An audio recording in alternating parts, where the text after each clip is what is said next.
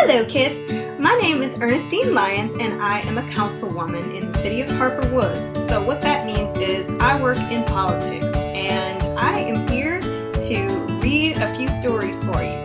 So I'm going to be reading these books. Number one is going to be Curious George, Farm to Table,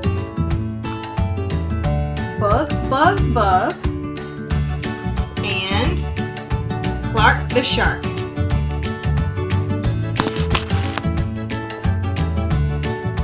Alright, so our first book is going to be Clark the Shark, and this is written by Bruce Hale, illustrated by Guy Francis. Let's get comfortable. Okay. Wow, look at that illustration.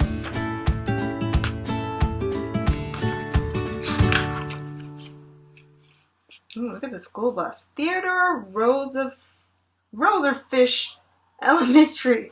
That's cute. Okay.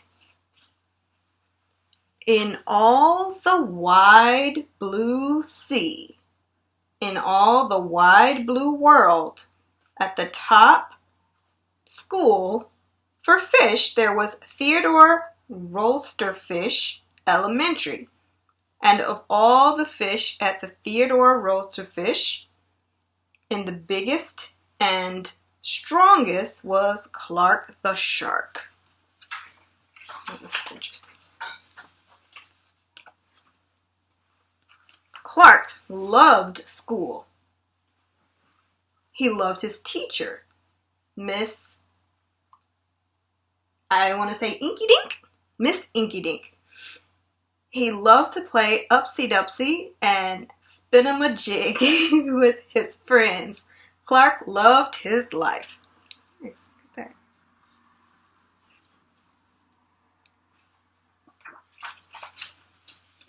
School is awesome, shouted Clark the Shark.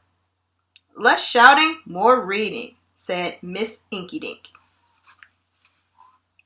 Lunchtime is sweet, yelled Clark the Shark. Munch on your own lunch, said his best friend, Joey Mackerel. Joey Mackerel, that's cute. Recess rocks, bellowed Clark the Shark. You are playing rough, Clark, cried the other kids. Yes, Clark loved his life with all of his sharky heart, but he loved everything way too much. He was too loud, he was too wild, he just was too much shark for the other fish to handle. After a while, no one would play with Clark. No one ate lunch with him, no one sat with him at the circle time. Even his best friend, Joey Mackerel, said, "Cool your jets, Clark. You're making me crazy."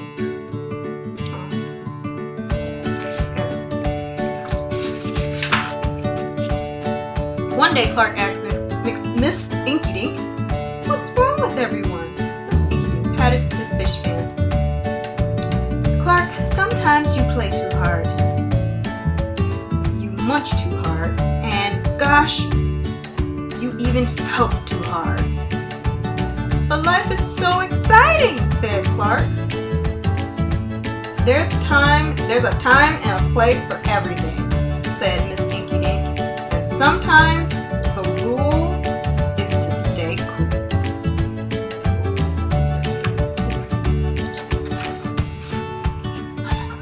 At recess, Clark tried to stay cool, but he pushed the swing with too much zing. "Sorry," said Clark. "I forgot." "Yikes!" cried Joey Mackerel. Oh, look at poor Joey. At lunch, Clark tried to stay cool, but everything smelled so good that he munched a bunch of lunches. "Sorry," said Clark. "I forgot." "We're starting." "Oh, no, we're starving," said his friends. In class, Clark tried to stay cool, but a good book got him all shook up.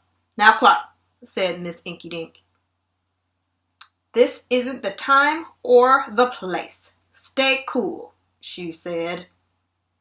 Hey, that rhymes, he cried. Then Clark got a big idea in his sharky head. Maybe if I make a rhyme, I'll remember every time, he thought. The next day, he put his plan to work.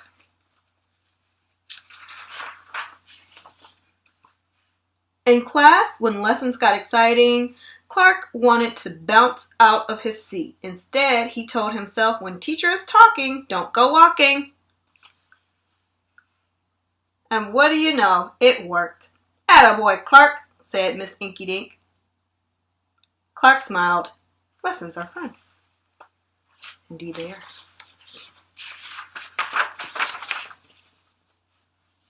At lunch, everything smelled so yummy.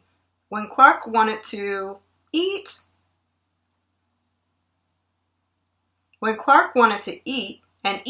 and never stop, he told himself, only munch your own lunch. And it worked again. "Way to go, Clark," said his friends. Clark grinned. Lunch is fun.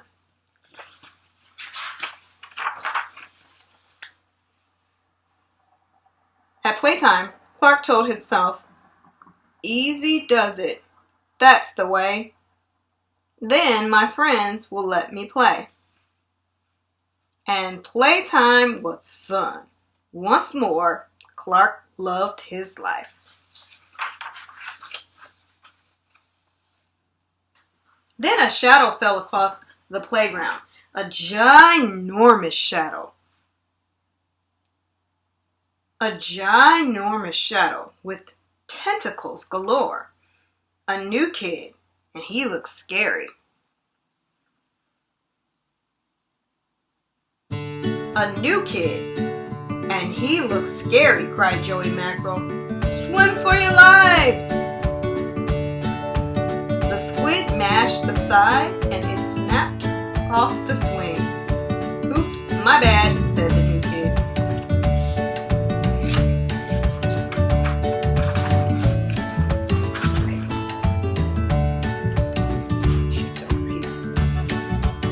"Wait," said Clark. "He just wants to play. Let's find a way." He swam at the new kid with all his might. Clark played harder than he had ever played before. Upsy-downy and spin-em-a-jig. Why, he even made up a new game. Tail Wump of Lumps.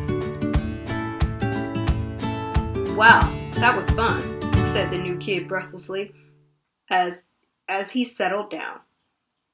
"If you want to come to school, you've got to stay cool," said Clark.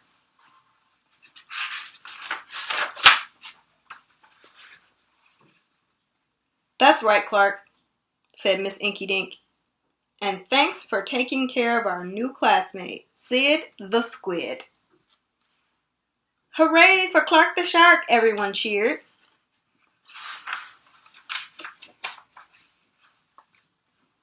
That night, Clark's mother asked, "What did you learn at school, dear?" "There's a time and a place for everything," said Clark. "Sometimes you stay cool. But sometimes a shark's gotta do what sharks do." Thanks for watching. And that was Clark the Shark. Next up is Bugs, Bugs, Bugs. And this is written by Bob Barner.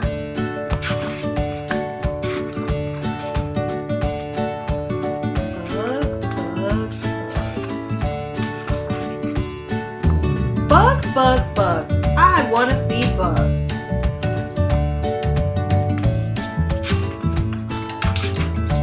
Butterflies that flutter in the sky. Spotted ladybugs that go creeping by. Friendly daddy long legs that never bite. Grasshoppers hopping hop out of sight. A fuzzy caterpillar with tiny feet. Bees buzzing by flowers that smell so sweet. A a long line of ants that work so much. Roly-poly bugs that curl up when I touch. Bugs, bugs, bugs. I can see buggy bugs all around me. Actual size. A bee. Ladybug. Grasshopper. Ant. Caterpillar. Roly-poly bug. Butterfly. Daddy long legs. Oh, and then there's a fun bug-o-meter. Look at that. And that's the ant. Bugs, bugs, bugs. Curious George, farm to table.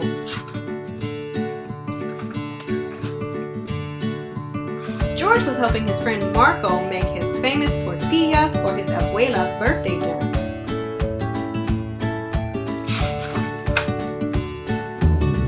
George reached for a bag on the windowsill, but it accidentally fell to the ground. Don't worry, George, said Marco. That's the mesa, or cornmeal. We use it to make tortillas. I'm sure we have more. Marco looked in the cupboard. Uh-oh, I thought we had more, he said. George had an idea. He knew exactly where they could find more mesa Marco needed.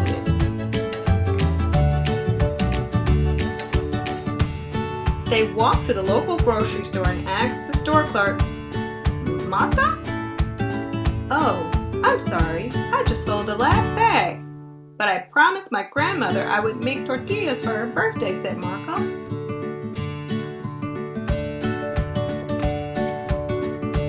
Beep, beep. You're in luck. Delivery man is here, said the store clerk. My Uncle Enrique, Marco exclaimed. Let's ask him for more mesa.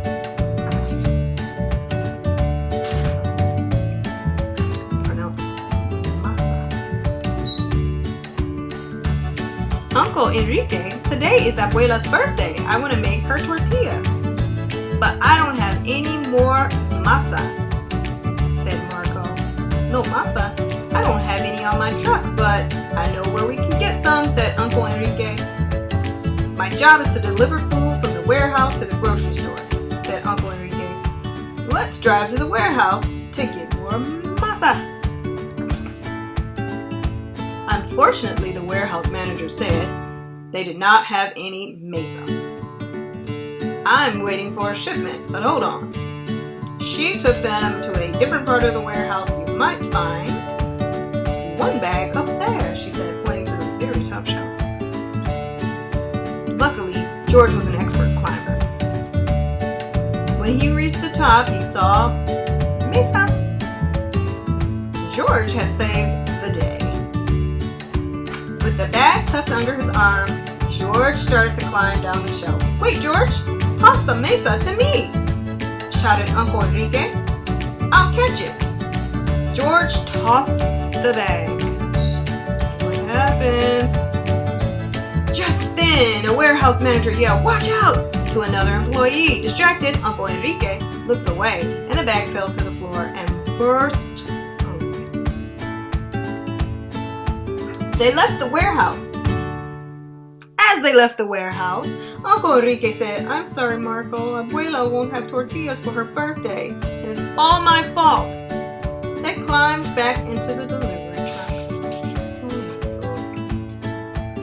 George looked at the back of the empty bag. He pointed to the picture. George looked at the back of the empty bag. He pointed to the picture. George, you're right. That's the mill there. They make the masa. There's even an address, and it's not too far away, said Uncle Enrique.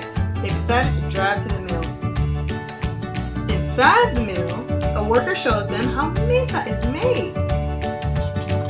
Grains like corn and wheat come together in the mill and are cleaned and inspected, and the grains are put into a grinder and come out as cornmeal or flour.